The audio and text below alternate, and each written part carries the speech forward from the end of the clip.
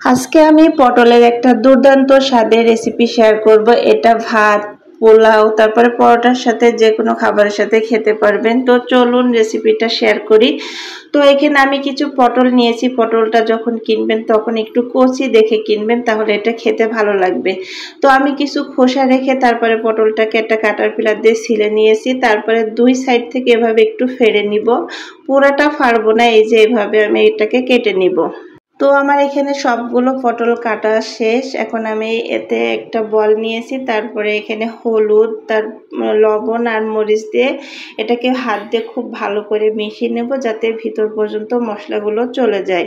তারপর আমি একটা মিক্সিং জার নিব, তার ভিতরে 2 রকম বাদাম, এই যে কাঠবাদাম আর চীনা বাদাম দিয়েছি, তারপরে কিশমিশ, আর এখানে দিব পোস্ত দানা, তারপরে কয়েক টুকরো আদা, তারপরে দিয়েছি এখানে 3-4টার মতো রসুন, আর দিয়েছি সামান্য পরিমাণের পেঁয়াজ। এগুলোকে আমি পেস্ট করে নিব। তারপরে আমি একটা কড়াইতে তেল গরম করে নিয়েছি, তারপরে আগে থেকে মাখিয়ে রাখা সেই পটলগুলোকে এখানে আমি ভেজে নিব। এখানে আমি লো আছে হালকা করে ভেজে নেব, একটু লাল লাল হওয়া পর্যন্ত এখানে ভাজতে থাকবো।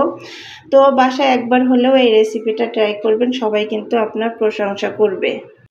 তো দেখতেই পাচ্ছেন এখানে আমার পটলগুলো ভাজা হয়ে গেছে। এবার একটা পাত্রে আমি এগুলোকে উঠিয়ে নিব।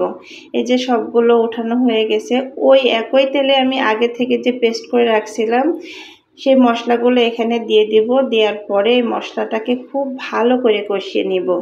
কষানোর পরে এখানে আমি 2 টুকরা দিয়েছি দারচিনি, তারপরে একটার মতো তেজপাতা, আর এখানে দিয়েছি একটা বড় এলাচ, তারপরে দিয়েছি একটা স্টার অ্যানিস মানে স্টার মশলা অল্প একটু, আর দিয়েছি জয়িত্রী অল্প একটু ঘ্রাণের জন্য। এটা আপনারা স্কিপ করতে পারেন, আমার কাছে ভালো লাগে এই জন্য আমি দিয়েছি।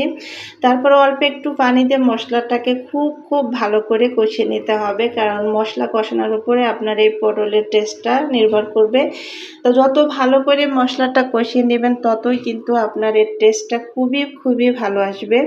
তারপরে এখানে আমি একটু লবণ অ্যাড করব পরিমাণ মতো, যতটুকু লাগে ততটুকু। তারপরে আগে থেকে যে ভেজে রাখা পটলগুলো এই মশলার ভিতরে দিয়ে দেব, এবং সামান্য পরিমাণের একটু পানি দিয়ে একটা ঢাকনা দিয়ে ঢেকে দেব 5 মিনিটের মতো।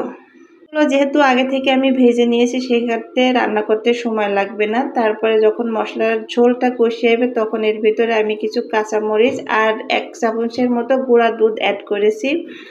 আপনারা চাইলে এখানে একটু ঘিও দিতে পারেন, সেক্ষেত্রে ফ্লেভারটা আরও ভালো আসবে, কিন্তু আমার হাজব্যান্ড পছন্দ করে না, এই জন্য আমি ঘিটা স্কিপ করেছি।